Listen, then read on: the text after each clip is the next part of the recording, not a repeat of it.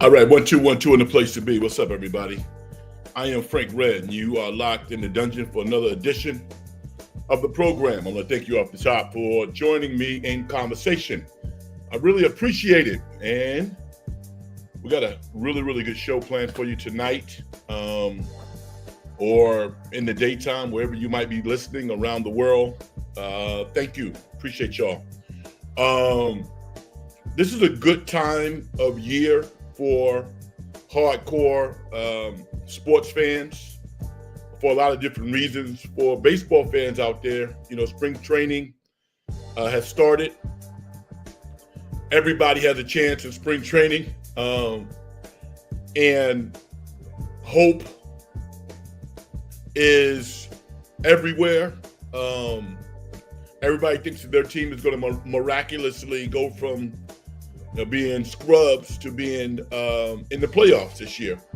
And actually in baseball, it actually happens sometimes because it starts with how good your farm system is and how quickly the prospects can come up to speed. So we'll get more into that as the weeks start to pass and we get closer to the start of the season. But shout out to all my baseball fans out there who are hardcore down in Arizona and Florida doing their thing.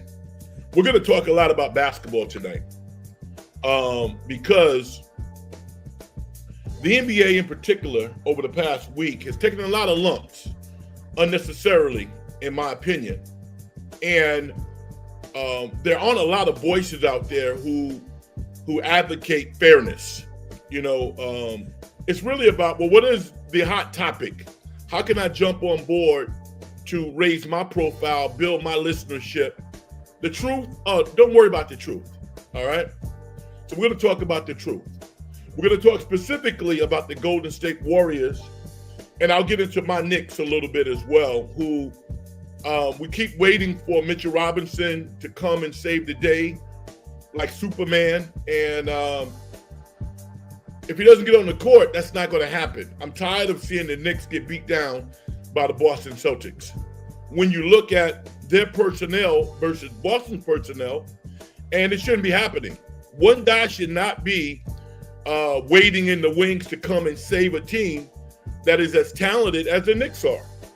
We all love Tom Thibodeau, but come on, coach. You need to devise a scheme to combat what Boston is doing, which is shooting threes. I'm a little frustrated by that. Golden State Warrior fans, the team is now 5-1 with Jimmy Butler wearing the uniform, and it's beautiful to watch. It's beautiful basketball. The one concern that I have at this point is the Jonathan Kuminga issue. Is this the longest sprained ankle injury in the history of basketball? I've never seen anything like this. I think he sprained his ankle on January 3rd. Maybe I have my dates wrong, but it's something like that. You could break your ankle and come back faster than Kuminga has.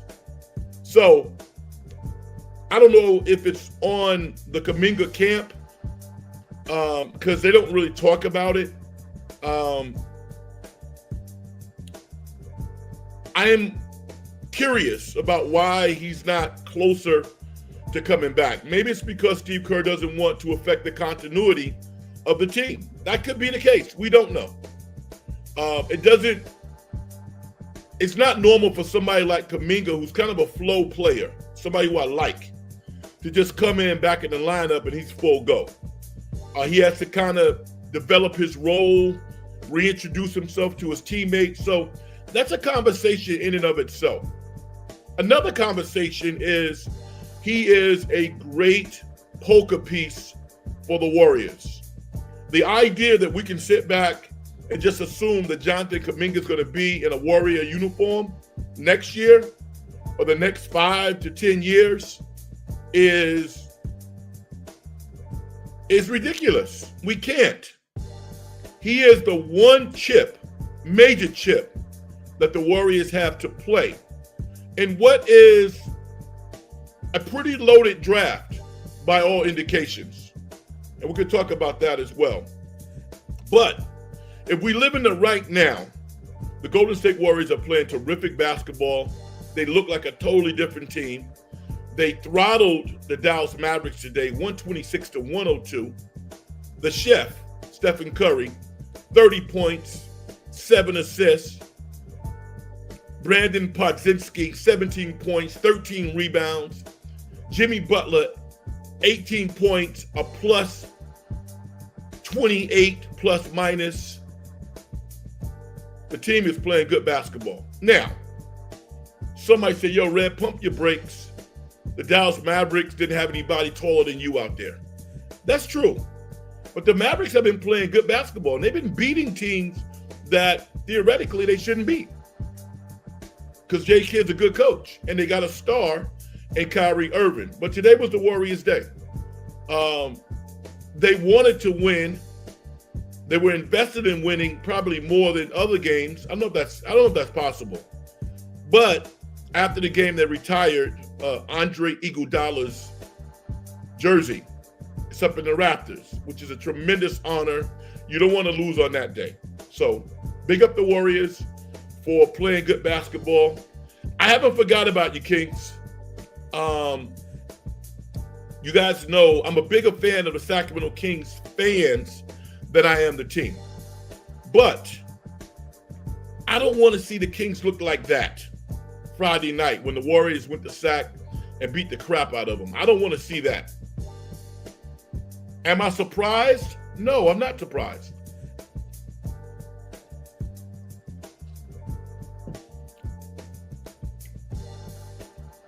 With the exception of the Chicago Bulls, when Ron Harper and Michael Jordan were in the backcourt, most teams that don't have point guards have problems.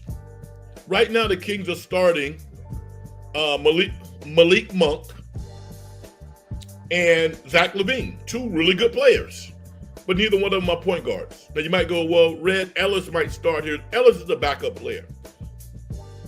They traded a starting point guard in De'Aaron Fox, and they didn't get one in return. They got draft capital, maybe some cap relief, maybe the locker room's a little better, but aesthetically, the team doesn't look better. And I got nothing against Doug Christie. I root for Doug Christie. But he's not a better coach than Mike Brown. He's not in my opinion. Regardless if Mike Brown might have rubbed some players the wrong way, I don't care. Mike Brown did not deserve to be fired at that particular point. Right now, the Kings are 15-11 under the leadership of Doug Christie. I hope they turn it around, but they have to get right. Maybe, Christie will sign an extension for 3 years to give him an opportunity to really take hold of that team. Because when he took the team over, what that amounted to was a sugar high. That's what it was, just a sugar high. So we can get into the Kings as well. They're in the 10th slot right now. The Kings and the Phoenix Suns are two teams that are reeling right now that I think at the start of the season, many of us thought that they would be top 6 teams. And you could argue that the Kings and the Suns would not even be in the play-in. You can make that argument. So we'll get into that as well. Right now, I'm going to go out and talk to my man Keys, who says, "What's up, Frank? When I watch Jimmy Butler play, I see a throwback player, very good at everything except shooting threes, which was not prevalent back in the days." Keys, I appreciate your astute analysis. You know what he reminds me of? He's like Bobby Dandridge 2.0. Now, some of you are like, Red, who the hell is Bobby Dandridge? Bobby Dandridge was an incredible basketball player who played for the Washington Bullets, won a championship with the Washington Bullets. him, Elvin Hayes, Wes Unseld. And Bobby D did all his work 15 feet and in. And he could not be stopped. Listening to your point, I'm actually thinking about a combination of Bobby Dandridge and Adrian Dantley. That's who Jimmy Butler kind of reminds me of. Adrian Dantley, he's in the Hall of Fame, Adrian Dantley. Former Notre Dame All-American. There was not a player 6'5" who was stronger than Adrian Dantley pound for pound. In the history of the league, I'm going to go out there and say Adrian Dantley, pound for pound, was the strongest 6'5" player that the league's ever seen. And he killed people. He really did. Jimmy Butler kind of has some of the attributes of Bobby Dandridge and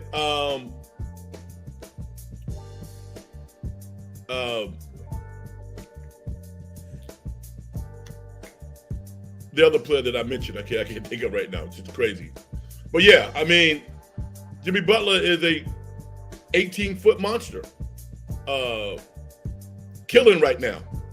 And he fits the Warriors because I think that when he came in, people thought that he was replacing Andrew Wiggins, but he actually plays more like Draymond Green.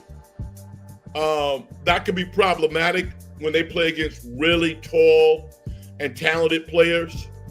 I don't think Draymond Green would say we're going to win a championship and not mean it. But it might be problematic as they move forward, deeper into the playoffs, play against better teams. But I don't mind it at all. I mean, why wouldn't you say you're going to win?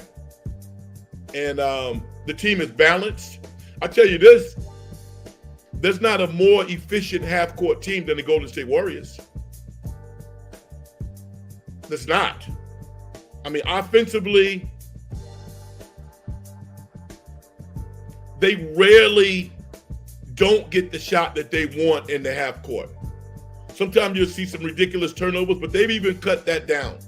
And with the inclusion of Jimmy Butler, what they've also done is they've taken the ball out of the hands of Buddy Hield. So Buddy Hield probably has been told by the coaches, buddy, you don't have to play make anymore. Don't do it.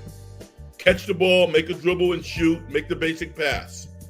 But you don't have to be a playmaker out there. Just shoot and make shots. That's made the game so much easier for Buddy Hield. And it doesn't mean every game he's going to shoot well, because he doesn't shoot well every game. But when he shoots the ball well, the Warriors are a different team. They really are.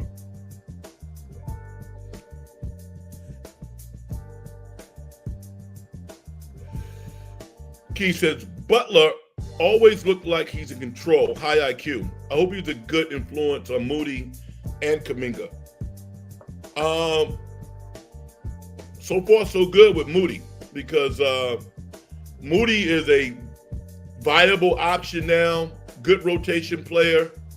I don't want to limit him as a 3-and-D guy, but a successful 3-and-D guy it's not bad in the NBA. The Warriors paid Moody before he actually started to pay real dividends, because I think the Warriors believe that part of his lack of development was their fault, because he didn't get the minutes. He was a complete professional, did everything the right way, and he could not get consistent minutes. Well, that's changed, and I'm happy for him. He's knocking that corner three down like it's running water. So I'm happy for Moody. I'm excited about Kuminga. I don't know what we're going to see, but I'm excited to see how he looks when he gets back on the court. But as I said before, who hasn't sprained their ankle listening to this program? It's the longest prolonged time limit for a sprained ankle that I've ever seen before. Hey, Mark Graves, how you doing, man? Thank you for stepping in. I appreciate you. Mark Graves says, Buddy needs to cut when he is on the floor. Stands around too much. No, you're right. And what that says, Mark, he doesn't have a high basketball IQ. As simple as that. And he's used to playing meaningless basketball, right? You know, and Stephen Curry looks at him sometimes like, why are you standing there with your hands in the air when I have the ball? And sometimes Stephen would kind of give him an eye wink, like go, you know, but he's upset because cutting is a natural thing to do, especially in the Warriors offense. So maybe it's the first time that Buddy Hield has ever actually been in an environment where he's a student of basketball, because he hasn't done a lot of winning, and he's been traded a ton. And you know, we assume that professionals, high talent, high level players know these little nuances of basketball, but that's just not the case. Mark Gray says, Moody looks confident as a guy not afraid to shoot the ball. Mark, I'm so happy for him. I mean, because as an older, mature man, yeah, I could deal with it, because my approach of playing for Steve Kerr is, this is a business. Let me go out there and do everything I can do to make this situation work.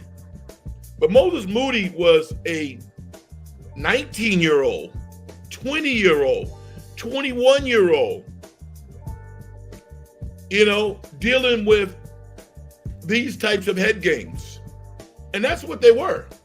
You know, Steve Kerr would probably call it coaching, earning your minutes, but it could easily be perceived as being head games when you have inconsistent minutes for not consistent reasons. Now, I heard Kerr give a pretty accurate analysis of Moses Moody once, and it was nuance driven, but it's not like Kerr doesn't know basketball. He does know basketball. The problem with Kerr is his rope historically has been different depending upon the player. And players don't understand that. Why would you understand that? Because you grow up thinking that coach is going to treat all players the same. That doesn't happen in reality. And it doesn't happen with Kerr. It doesn't. Perfect example now. Quentin Post is playing good basketball. He's fulfilling the role. Trace Jackson-Davis can't get a minute? It's tough to play for coaches like that. It really is. Unless you're a veteran and you've already been paid. My man Keith says, this Cade Cunningham kid is blowing up this year. Pistons might have found a great one. Hope they make the playoffs. Know what Cade Cunningham is? Cade Cunningham is a more explosive Steve Smith. That's what he is. He's not a super duper athlete, but he's much more explosive than Steve Smith. You know, TNT, NBA TV great, Michigan State great, and a lot of people don't know this, but Steve Smith actually won a ring as a member of the San Antonio Spurs. He's sitting on their bench. But Cade Cunningham is the real deal. They're both 6'8" point guards, scorers, cerebral players. And yeah, I mean, Detroit got a good one.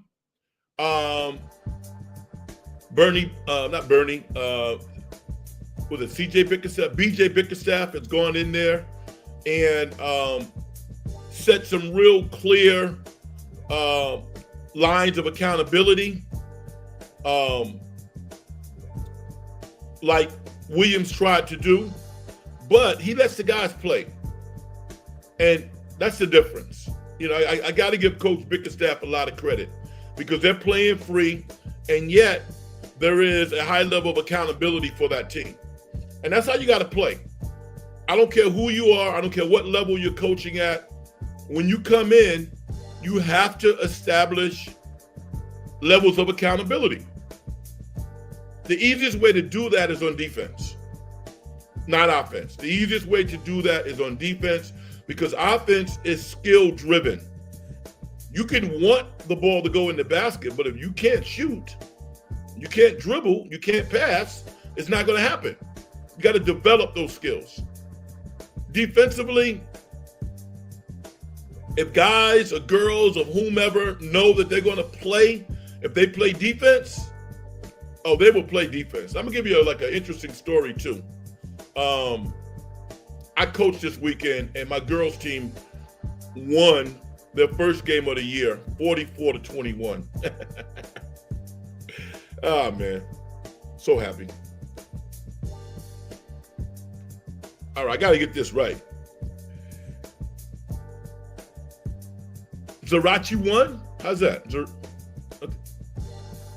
Zerachi won. Zerachi, yeah, I'm going to go with that. Hopefully it's not too bad. Thank you for calling the program. Stepping in Dunge, I really appreciate you. All right? Agree 100% what you were saying earlier. I hate how Kerr has zero trust in Trayce Jackson-Davis. I feel like if TJD, it's malpractice. Wow. I don't know why Moody signed after being treated like dirt by Kerr for so long. Well, I'll get to that after I read your next message. I worry Trayce Jackson-Davis will leave after his current contract is up because of how Kerr doesn't play him, stunts his growth, and gonna lose a promising big on a team with no big men. All right, so Zerachi won. Let me say this. First and foremost, two things can be equally true. Kerr can be tough to play for as a young coach. I think he is. On the other hand, the Golden State Warriors are one of the best run professional organizations in all of sports. So in spite of the strife of trying to get minutes on the court, and I think at the end of the day, players would choose to play over being in a great organization because theoretically you're going to get the money. But the Warriors are a great organization. They really are. And if you get inside of that building and you watch, you don't even have to meet people. I've had the pleasure of meeting people on the inside, and they do everything the right way. They're totally professional. They treat their players really, really well.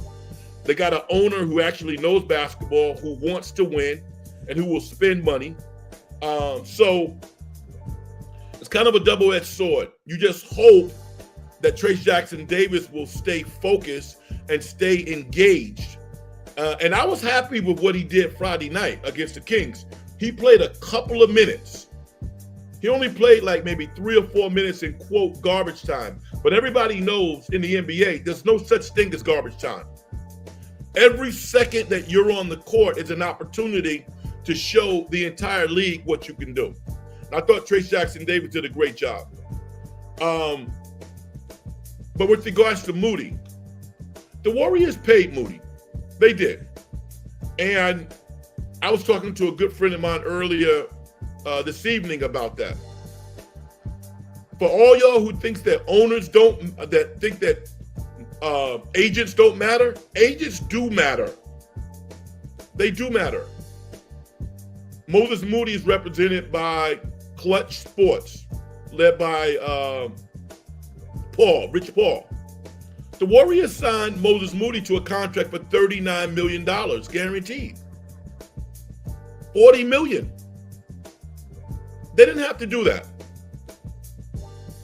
And why did they do that? They did it because of the professionalism that Moses Moody has exhibited throughout his tenure as a member of the Golden State Warriors. And they probably thought that, this kid has an opportunity to develop. So that worked. But I'm not going to sneeze at $39 million. Moses Moody comes from Arkansas. You can buy a lot of acreage in Arkansas for $39 million. And oh, by the way, once again, he's playing with what?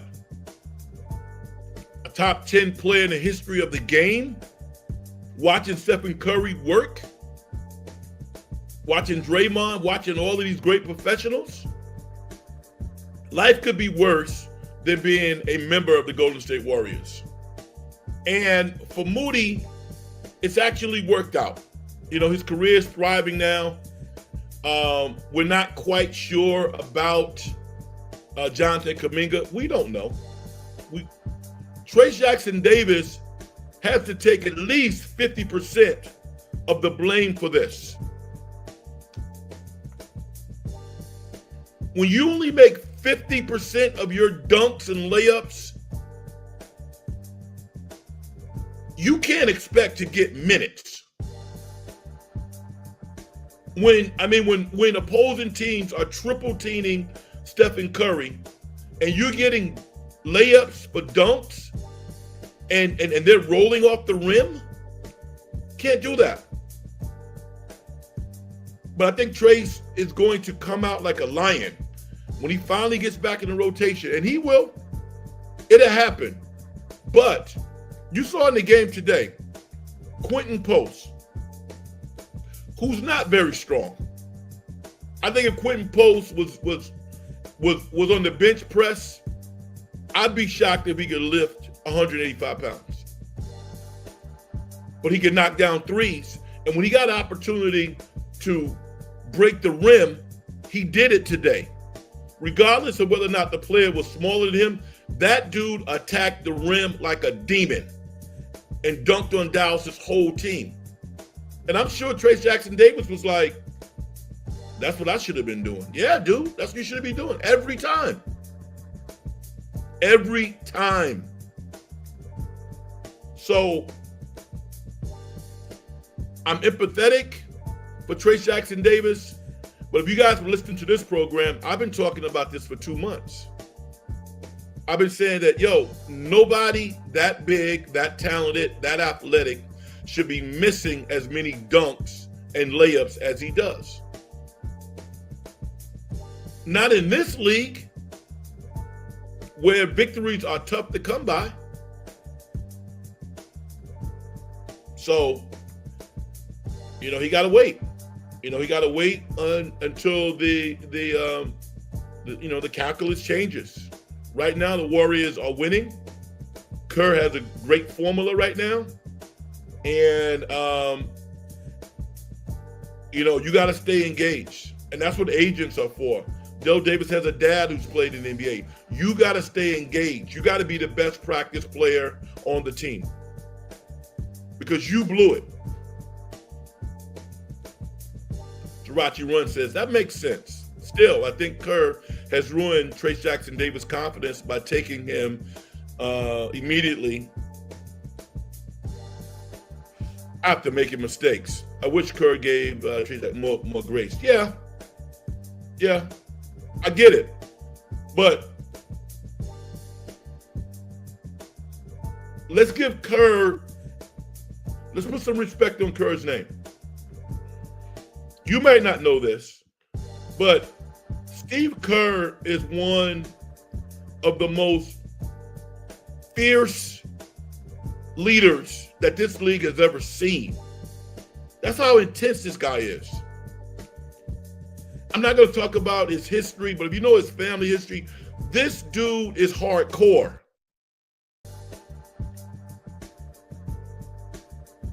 Steve Kerr probably had 30% chance of having a 13, 14-year career in the NBA. He barely made the league. If it wasn't for his guts, his intelligence, and his heart, he never would have been an NBA player. He had the talent. If you watch him play, Steve Kerr shot damn near 50% from three some years. And he was a clutch player. So from the neck up, he demands a lot from his players. I can't fault him for that. I can't. As a player, I'm not going to give a coach a reason to take me out. I'm not. They would have to have like 3-4 rims on standby. If they were like, yo, dude, dunk everything. You got to do that. I mean, the amount of money that's in the NBA right now should inspire everybody to make it, to have a career. And a lot of times people say, well, he was drafted in the 50s. You know what? You got a lot of people who are scouting that shouldn't be scouts. That's the most ridiculous argument or statement. And you hear it all the time. He got drafted in this position. You think everybody who is scouting players, evaluating, actually know what they're doing? They don't. It's been proven.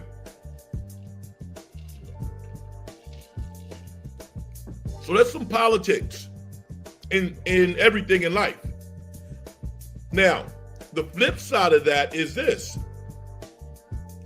There's some people who scout who really know what they're doing, who got it down to a science, who rarely make any mistakes. I thought Trey Jackson-Davis was a first-round pick. The fact that he went in the 50s, to me, if I'm an owner, if I'm a general manager and one of my scouts came to me and go, well, I don't know, he can't play. We're not going to draft him with the 37th pick. I'm like, dude, oh, you miss. You got some explaining to do. No way should Trey Jackson-Davis been drafted in the 50s. He was a first-round pick. Between 25 and 30, that's why I had Trey Jackson-Davis. So, now the Quentin Post deal is a little different, to be quite honest with you. Because Boston College was not great. They didn't do a whole lot of winning. If he was playing for another organization, he might not even make the team. But the Warriors know which players have a good chance of making it within their organization. And give him credit. He has a great skill set for them. And he's playing well. College basketball. I grew up in New York. Big time college basketball fan, Big East. And it's taken a long time. But it's refreshing to turn my television on and see the St. John's Red Storm playing at Madison Square Garden before sold-out crowds. I love that because St. John's is just an institution to college basketball. Lou Conaseca, and now you got Rick Pitino going up against UConn. And it took Rick Pitino 2 years to rebuild that program. Nobody's surprised, though, because when I talk about, well, how do you win? What do you have to do? It starts with defense. St. John's is arguably the best defensive team in college basketball, definitely top 5. And this year, Pitino has a couple of guys who can score. They're not the most aesthetically beautiful offensive team, but they have more guys who can score. So when you play that level of defense and you got some players who can score, then you're going to win a lot of games. St. John's is now 24-4 and in first place in the Big East. Now, when I look at St. John's, I say, well, how good are they? I think they could make it to the Sweet 16. I could see them getting past the first weekend. I would be shocked if they go past the round of 16. They got to get some more players. But take your hat off to Rick Pitino, salute him and those guys because they get after it. UConn, on the other hand, they just don't have the talent. They don't. They might have some pros on that team, but all of those guys would be better served to come back next year. And they got 3 All-Americans coming in, so UConn's going to be really good next year. But I think Danny Hurley kind of flirting with going to the Lakers probably hurt recruiting a little bit. And like everybody, they recruited Cooper Flagg and they didn't get him. Duke got him. Kansas recruited Cooper Flagg. UConn recruited Cooper Flagg. North Carolina and UConn. And Duke got him. That dude is a program changer. They call him the main event. I was thinking to myself earlier this week, and I actually put out a tweet about this. Cooper Flagg, I don't have to see the draft order, the ping pong balls. I don't need any of that.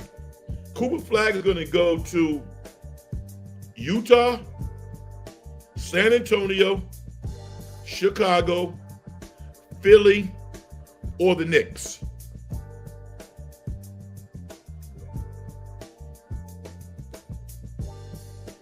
Utah, San Antonio, Chicago, Philly, or the Knicks. You go, Red, you only say that because you're a Knicks fan. No, I'm not.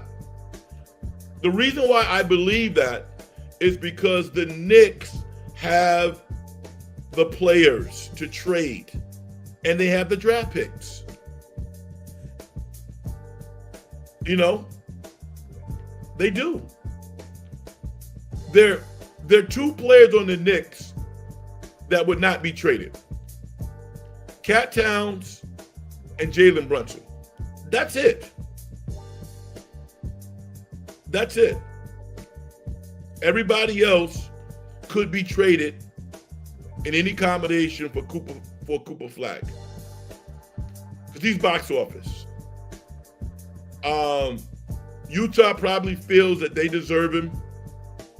And it'd be tough looking that owner in the face if you're the commissioner and having him saying, well, you know, this is how the ball bounces. He's going to Washington. He ain't going to Washington.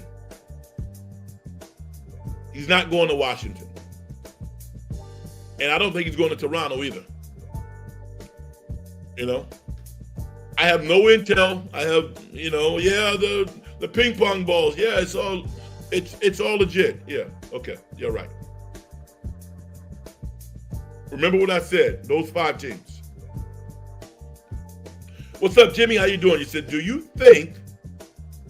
you think of the Eagles not attending the White House? Have they made that decision?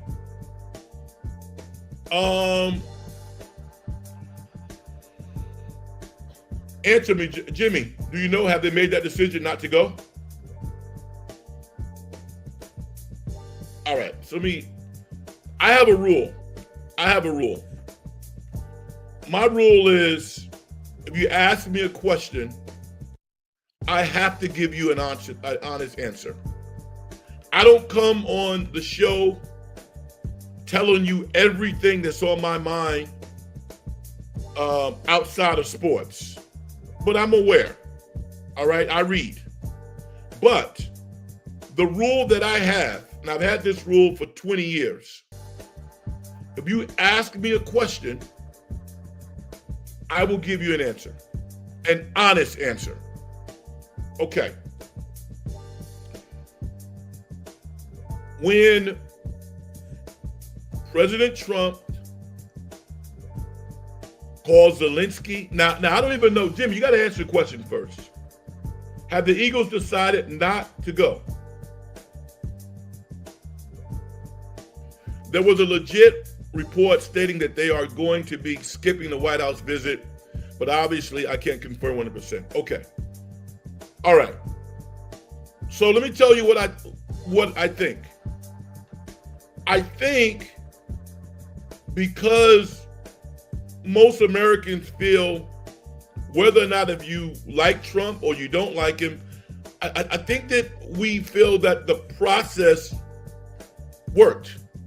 People voted for the candidate that they wanted to be president, and he won. That's how it goes. The process can't suck simply because your candidate didn't win, on either side. Then you have no democracy. Now I don't know if they're going or not, but President Trump calling Zelensky a dictator was hard to take. Now I don't know if the Eagles players are going to the White House. I don't know if they are politically aware. I don't know if they care. I have no idea. But that was tough to hear. That was really tough. I just watched a report tonight on 60 Minutes before I came on. They've had 50,000 amputees.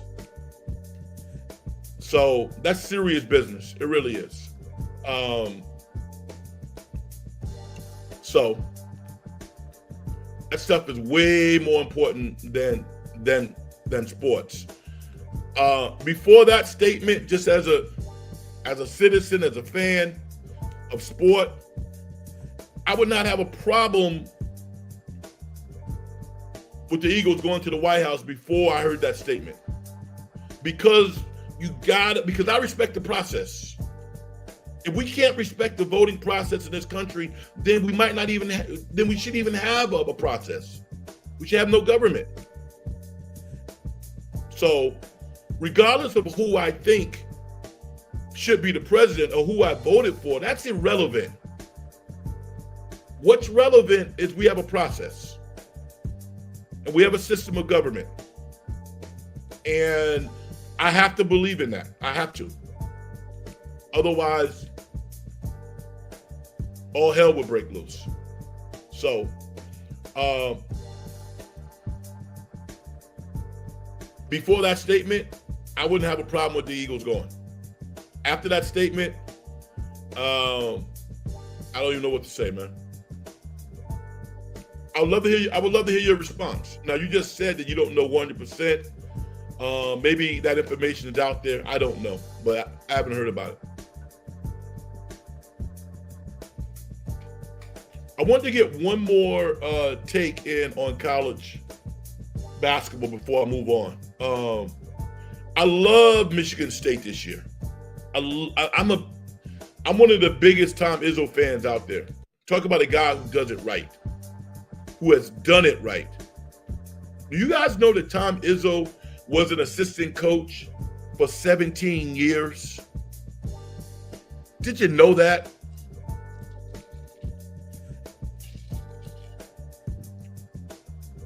When you are an assistant for 17 years, you're not stabbing anybody in the back. You are as loyal as they come.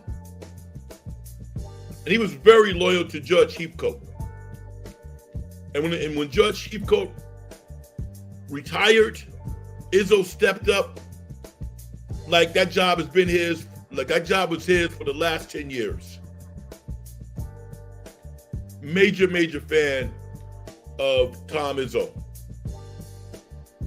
I also got an opportunity to kind of build a relationship with Mateen Cleaves when he played with the Sacramento Kings. I got to know him a little bit, and that was great. And, just the way that his players play the game, I respect that. It doesn't mean that all of them are perfect. There have been stories, there have been things that come out. Yeah, we know that, but that's not what I'm talking about.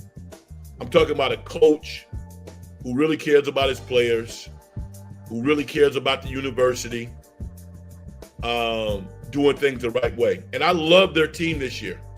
Think about it. Jason Richardson's son, Jace, plays for Tom Izzo.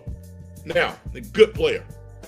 So I would love to see Michigan State make a run this year. We'll see if that happens. With regard to the women's game, there's no Caitlin Clark in terms of popularity. But I don't care. The game is actually even more interesting to me this year because there are more teams that have a chance to win. Big Caitlin Clark supporter. Love how she plays the game. But Paige Beckers has always been my favorite player over the past 4 years. Love Paige Beckers as a basketball player. Love her. And in the WNBA, she's going to be outstanding. I mean, I don't know if they see her as a point guard, but she can do it all. She really can. I just hope she stays healthy. So UConn has a chance. I think Notre Dame was exposed a little bit today because they are really offensive oriented. I don't think that North Carolina State is going to win a national championship, although James is fantastic. Shania James is awesome.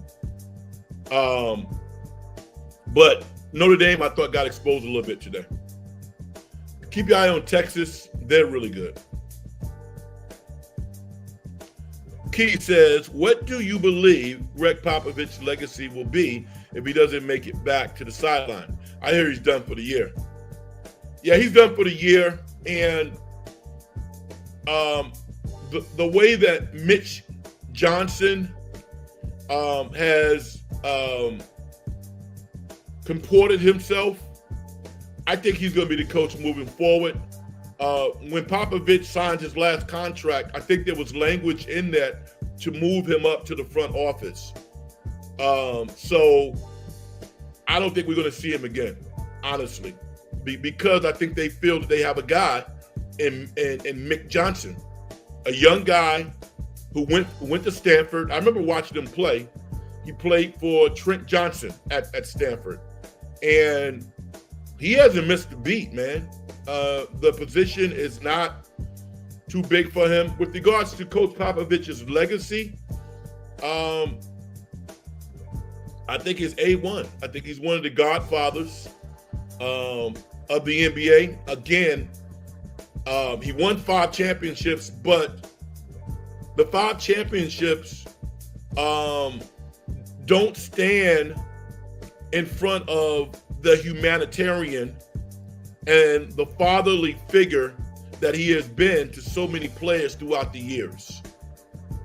You know, a lot of times we assume because somebody is a pro, because a player might be rich, that they don't need guidance. They don't need mentoring. They don't need support. And that is a bunch of crap. And, you know, I mean, nobody's perfect, but by and large, under Pop's leadership, Greg Popovich's leadership, the San Antonio Spurs were a model franchise. The Kawhi Leonard thing was weird, still a little weird. And I think that maybe in a quiet moment, Popovich might kind of reflect on that situation and say, well, maybe we could have did things a little differently. I don't know. But I think he goes down as one of the great coaches of all time. But equally important, I think, during the post-Jordan era, he goes down as one of the great NBA ambassadors of all time. And hopefully I'm wrong about him coaching. I would love to see him guide Wemby if he comes back next year. We don't know, man. That's the thing about life. We don't know. We don't know. Victor appears to be just, I mean, he's the guy. I mean, all of these other players, you know, the SGAs of the world, I mean, you know, they're good players. But Wemby is that guy. Wemby is the guy that we've never seen before. Let's hope that he's healthy and he makes it back 100%. I don't know if San Antonio truly knows what they got in De'Aaron Fox. De'Aaron Fox is a good player. He's not a great player. He's a good player. And, you know, maybe they don't need a great player to win when you have a a talent base that they have. But every 5 games, De'Aaron Fox is going to have a stinker in there. Every 5. That's not what great players do. The greatest of the great players, I mean, Jason Kidd could go 15 games without having a bad game. So that's going to be interesting. I'm going to wait on the, De'Aaron Fox deal. He's a good player, not a quintessential point guard. Maybe you don't need that in today's NBA. He's kind of a scoring guy. I don't know. I'm waiting to see on that one. Keith says, I love watching Debo play. Sad to see it in this way. Yeah. His first 5 or 6 years were outstanding. First 5 years, I guess. But I was talking to a friend of mine. I said, the worst thing that happened to Debo was getting that little podcast thing. Because I mean, he has a beautiful woman who asks him questions. I think he just gets mesmerized and just starts saying crazy stuff. I mean, some of the stuff that come out of his mouth is like, wait a minute, guy. Aren't you the guy on Monday night against Miami, I believe, who they threw a slant pass to? You wide open, you drop the ball for an easy touchdown, and then you'll come back and say, well, I don't have enough touches. I mean, come on, man. I like Debo. He's gone eventually. He will eventually leave. And I hope he does well. But that podcast to me was just a bad idea. Kind of exposed him a little bit. Mark Graves says, if Spurs get Cooper Flag, I'm going to puke. Yeah. Can you imagine that, Mark? Can you imagine that? I mean, conventional wisdom would say that Cooper Flag is going to be in Utah, right? All the money that they've spent in Utah. They got a brand new hockey team. The Jazz have been terrible for a long time now. They got a lot of money in Utah. Rabid fans in Utah. There's a lot of reasons why Utah might be a good fit for Cooper. Now, here's the thing though. Cooper Flag is probably not what a lot of the fans think he is. This dude has grew up playing against brothers his whole life. All his AAU teammates, his guys. He's a big city dude, man. Coming from a small town in Rhode Island, they call him the main event. Yes, the main event. So Utah might not be big enough for Cooper Flag. Just in terms of how he likes to get down. We can't assume just because he's white, he would be great in Utah and he would love it there. Nah. This dude is culturally diverse, an incredible basketball player, plays extremely hard. If I'm a Utah Jazz fan, I want him like nobody's business. But from a personal fit perspective, there might be some other places. San Antonio would work because of the organization. Srirachi One says, I'm fine with anybody but an LA or New York team get Cooper Flag. I love my Knicks team. So I'm not trying to get Cooper Flag. I love how my Knicks are constituted. I love them. I love my team. Now, because of the quote ratings and trying to build the game. If you don't think that there's some inner workings in all of these professional leagues, you're out of your mind. You're out of your mind. And the Knicks have the draft capital and the players that could get something done. Because we don't know what Cooper Flagg is going to wound up being. We don't know. This is all guesswork. Do we think he's going to be great? Most of us think he is. But we don't know. And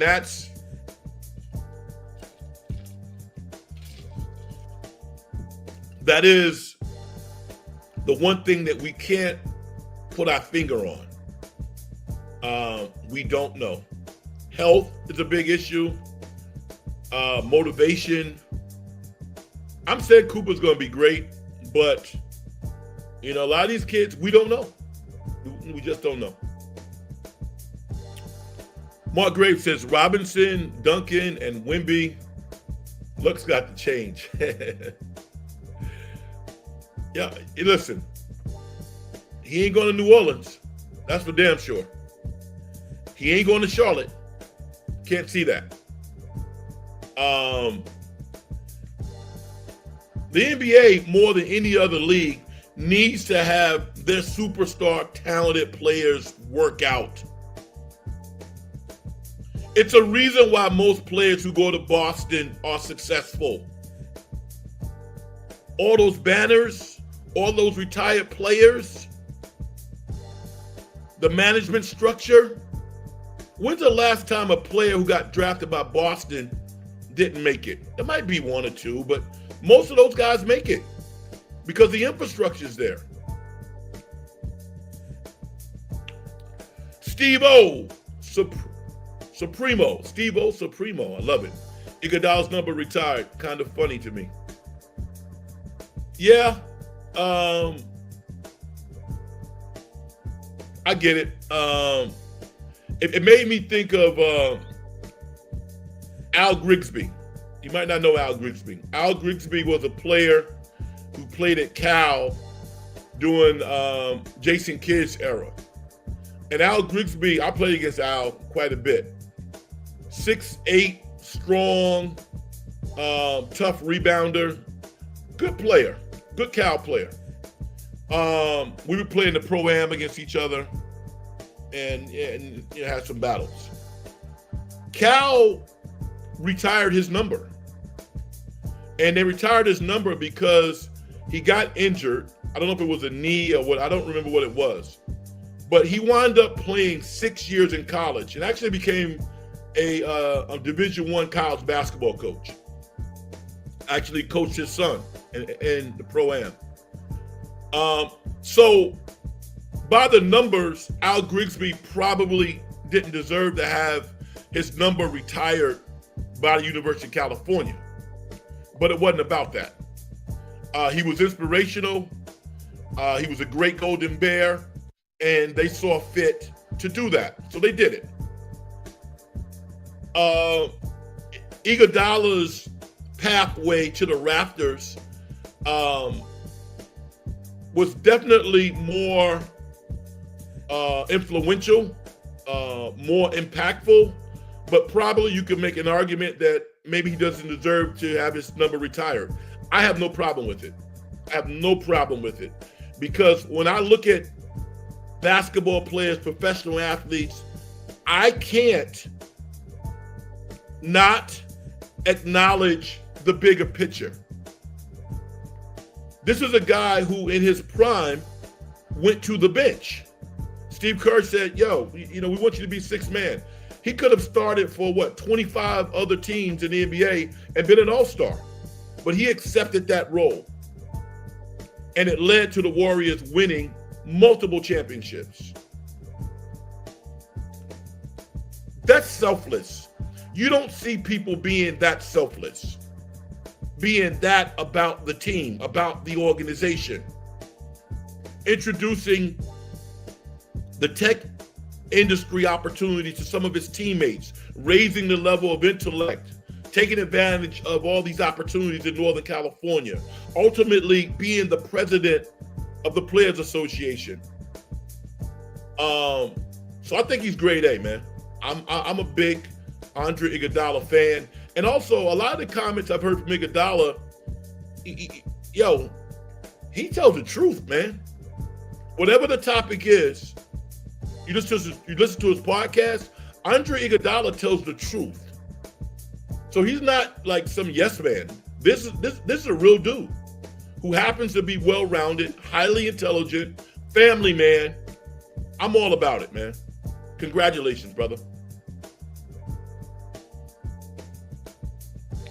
Key says, do you believe Chris Mullin was the best left-handed shooter of our time?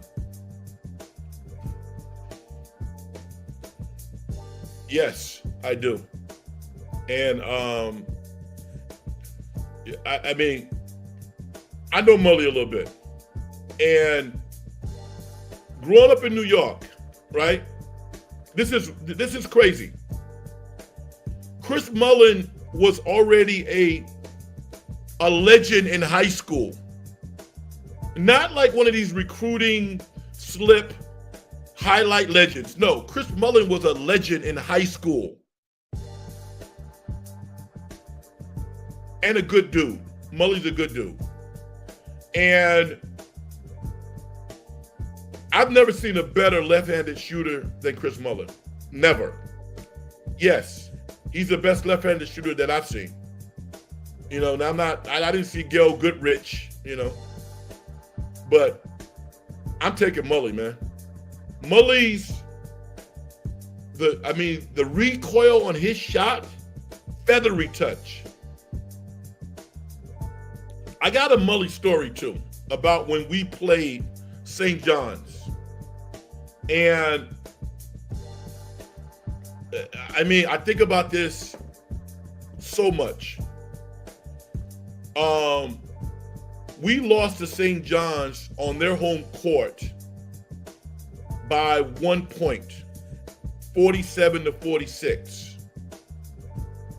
We were winning most of the game. They had no reason.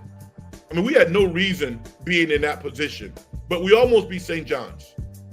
I don't want to talk about it now, but I played pretty well. And St. John's actually solidified, I'll tell you this, they solidified the victory by Bill Winnington blocking my shot at the end. I got an offensive rebound. He blocked my shot. I was on a layup attempt. Never forget that. One of the, maybe like the most important game that I played in. We almost upset St. John's. They were probably like maybe number 4 in the nation at that point. I don't remember. Yes, Mully's the best left-handed shooter that I can think of. Lakers running it down mid. What's up? What do you think of the Lakers? I don't see teams keeping up scoring when they go small. Reminds me of the Warriors small ball. Yeah, man. The Lakers, I think it starts with JJ Redick. He's implemented a system that is cerebral, team-oriented, passing the ball. They look good. They're finally starting to get some production out of their center, and they got LeBron and they got Luka. So the Lakers are formidable defensively, but they're good. I think the Lakers are a solid top 4, top 5 team. And you have to be really aware of them because they got 2 guys who can score 40. Who else has that? No one has that. Luka can go for 40, and LeBron can still get you 40. Not many teams can go 30-30. So offensively, they're potent. Defensively, that's an issue. But I like the Lakers. The Lakers are talented. Jimmy says, Warriors not going to have any numbers left in a few years. Do you really mean that? Have you seen the Boston Celtics? Andre will be a great coach. Zarachi won. He's going to have too much money to be a coach, man. You know what Andre Iguodala's thinking about right now? And I don't know this, but his mindset is like, how can I be a minority owner on that next NBA franchise in Vegas or Seattle? That's how his mind works. Coaching is hard. Very hard. You know? So, could he be a successful coach? Definitely. I think he could. But I think he got bigger fish to fry. I think he's looking at ownership, moving the game forward, expansion beyond U.S. borders, marketing, advertising. He's a real big picture guy. Keith says, Mullen was my favorite player growing up. Loved when the Warriors drafted him. Yeah, man, I've been a big fan of Chris Mullen for a long time. And the thing I love about Mully is Mully's normal. He's a very normal guy.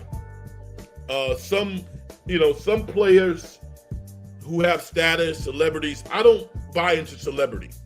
I don't buy into it. I met a lot of celebrities. I mean, if you're not a normal person, you're probably hiding something. You're probably acting weird for a reason. People who have tremendous confidence and stature don't act weird. Don't allow their presence to be in front of who they are as people. I don't buy into that at all. Mully is a normal person. If he was standing in front of you right now, eating a hamburger at your favorite burger stand, you guys probably have a real nice conversation about ball or something else. He's just a normal guy. I love that about him. He never lost that. Reeves went for 45 the other night. Steve-O, Reeves is good. He's good. But you only got one ball. And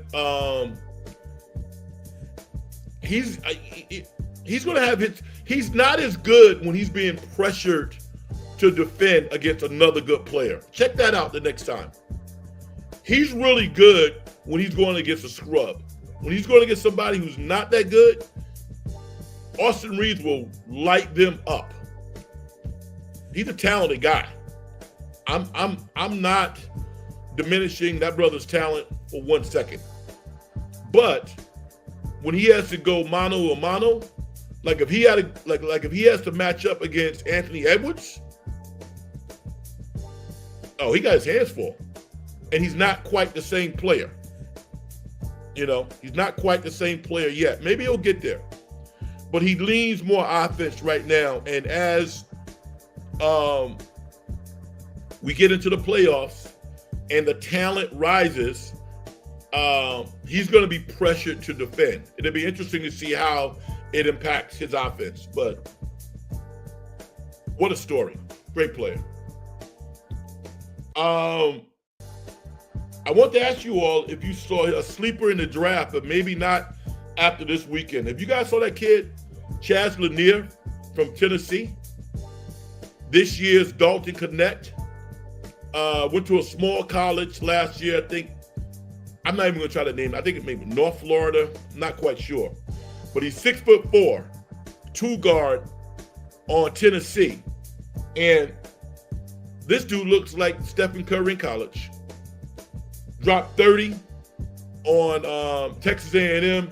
He's beautiful, beautiful shot. And I mean, he's probably a top 10 pick in this year's draft now. Chaz Lanier. Not only just a shooter, but a beautiful basketball player. Very impressed with this young man. And going from small to big, like Dalton connected last year, has worked out well for Chaz Lanier. He might be player of the year in the SEC. Really, really talented young man. Steve-O. Steve-O says, who's calling the NBA games now? Jackson, Breen, and Gundy.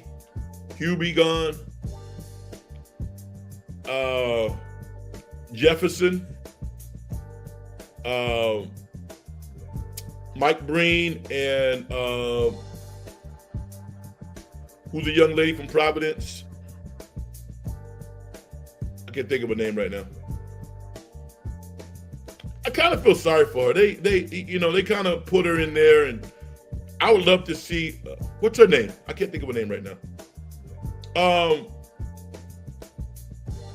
Quietly, Tim Legler's doing a decent job. Legler's doing okay. He wanted this opportunity. ESPN gave it to him, and Tim Legler's doing a pretty good job. I played a lot against Legler in college. He went to LaSalle. I went to Fordham. We were in the same league. So I know his game really, really well. He kind of reminds me of Brandon Podzinski. That's who he is. Yeah, Doris Burke. Thank you. Much respect to Doris Burke. She was a great player at Providence. Had the WNBA existed back then, she would have probably been one of the best players. And Doris does a good job, but I think she kind of gets drowned out sometimes, only because of the quantity of people in the booth. I would love to see her even be like on the second or third team, having the room to really expound on her knowledge of basketball, which is immense. But I think sometimes she can get drowned out, and I don't like that. Burke, I like her. Yeah, I mean, she knows basketball. She does.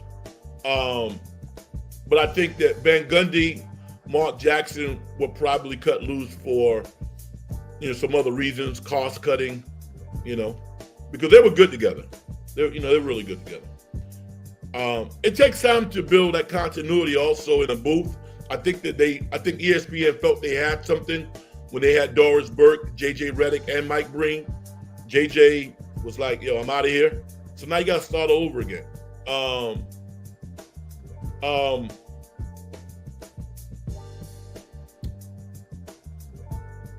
It's going to take time. That's all I can say. Jefferson, I think, is better. I like listening to Jefferson better this year because he's not always trying to be funny. And when he tries to be funny, he kind of loses me sometimes. But he knows basketball. I want to tell you all about a movie that I saw this week. The movie is called I'm Still Here. And it is a great movie. It stars a young lady by the name of Fernanda Torres. And she plays Eunice Pavia, the wife of Rubens Pavia, who back in the 70s was a congressman in Brazil's government, right? True story. And ultimately, he left Congress and he lived a normal life as an engineer. And during this time in the 70s, I just watched the movie. I'm not saying all my facts are correct. But there was a coup and a shaky government. And what they were doing is they were rounding up many of the congressmen who had served in the government. And many of these individuals were being kidnapped, some never to be seen again. And that's the essence of the story. I don't want to tell you too much, but what a beautiful family. Fernanda Torres is great. They had 5 children. I mean, these are like Brazilian kids, beautiful, beautiful kids. They all took after the mom. They all grew up dealing with strife, and ultimately, I think they got some solace in the end of the story. I'm not going to tell you anything else, but Fernanda Torres is nominated for an Oscar, and I think she's going to win as Best Actress. If you're a movie buff like myself, check it out. It's really good. It's called I'm Still Here. And it's really good. All right. Jimmy, MLB parted ways with ESPN. Interesting. Don't know if you've already discussed that. I haven't, but I'm aware of it. And I have a thought.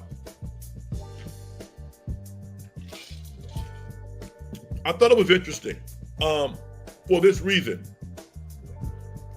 I think MLB rolled up in the meeting and put their ratings book on the table and said, hey, look at these numbers, ESPN.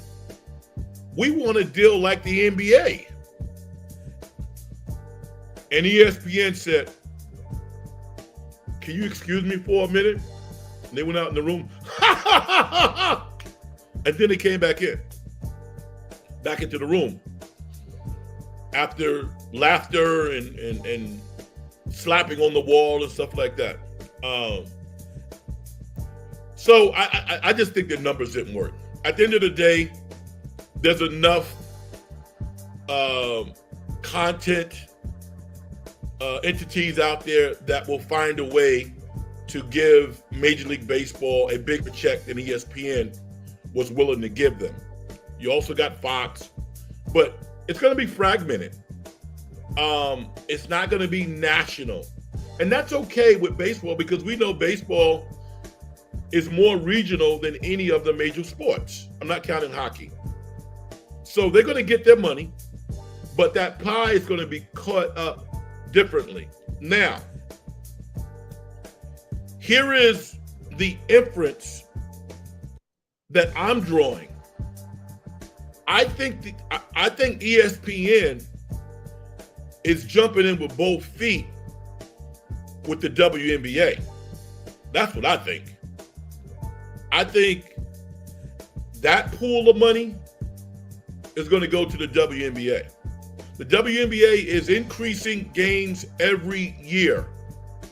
And now the numbers are growing so fast that ESPN is like, we rather show WNBA games to an audience that we've never had before, women, and to basketball fans of all genders. We don't care.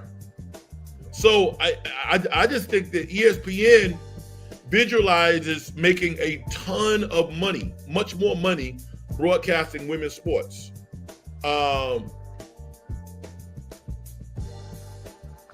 My logic and critical thinking skills are kind of drawing me to that conclusion. I don't have any facts. I don't know, but it makes sense. If I'm an ESPN executive and I got to pay hundreds of millions to Major League Baseball, and I can pay a much smaller amount to the WNBA and still get a number, you know? What do you think about that, Jimmy? Steve-O, Tom Grassi raised $1 million for college kids whose parents died in the military. I love it. I love it. I'm not sure who this Tom Grassi. Who's Tom Grassi? Because I don't know this gentleman, but I love what you just said, man. Raised $1 million for college kids whose parents died in the military. I'm all about it, man. I'm all about it. That is awesome. Awesome. Awesome. Thank you for acknowledging that. Now I'm going to go look up and find out who Tom Grassi is, because I don't know. I'm a little embarrassed by that, but I don't know. I'll look him up. This has been an incredible show. An hour and 20 minutes feels like 30 minutes. And it's because of y'all, man. I love content-driven shows, and my shows have to be about content and not about bullshit. It has to be about content and conversation. And I love what you all are bringing to the show. I almost forgot one thing I want to talk about very briefly. You know, I'm a hip-hop head, right? This Kendrick Lamar versus Drake thing. Both of these guys are juggernauts. Drake ain't going nowhere. Everybody want to see the demise of Drake. He got a song out called "Give Me a Hug" or "You Need a Hug." You know, I mean, for Drake fans, they're gonna love it. He's still doing Drake stuff. His fans ain't going nowhere. You know, so pick a side. Kendrick didn't bury Drake. Kendrick fed his fans and got more fans and became a bigger star than he ever was before. But this Drake demise narrative, it's not going to hold up. This dude's going to continue to sell records and sell out concerts. And if you like Drake, then you know you're going to be down with Drake. That's how it is, because he's very talented. He can make this type of music in his sleep. He really can. So I wanted to put that out there. I got a couple of more things I want to say, and I'm going to sign off. Steve-O says, Packers fans, 820,000 subs. He was at a radio station last year in St. Jude. Oh, wow. Streamed 6 days straight.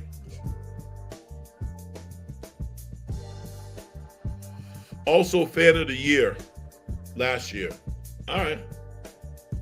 Thank you, Steve-O. Appreciate you. Thank you, everybody. I appreciate y'all. If you don't know, my name is Frank Red. I know how to talk. I don't know how to promote the show, so I don't do a good job at that. Please help me. Hopefully you hit the like button. And I'm going to be surprised when I see those numbers because I can't see them from my portal.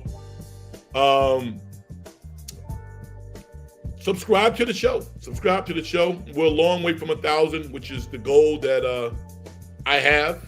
I've done 130 plus shows at this point, and never get tired of it. I love doing this. I really do. So subscribe to the show if you like it. Tell people about it and get them to join as well. Follow me on Twitter, X, at Big Frank Red. I don't know why it's not up here. I'm about to put it up here next time. But follow me on Twitter at Big Frank Red, all right? Thanks for the stream. Thank you. Appreciate you. All right, I'm going to do my thing and get out of here, everybody. Success and getting paid is a manifestation of the whole process. If you're an individual, don't do things to help other people make their lives better. As far as I'm concerned, you haven't done nothing. All right. Maybe Tuesday night I'll pop in on this show or on another show. The Warriors take on the Charlotte Hornets on Tuesday. They got to get that win. Losing to Charlotte would be a tremendous setback. Until then or next week, peace.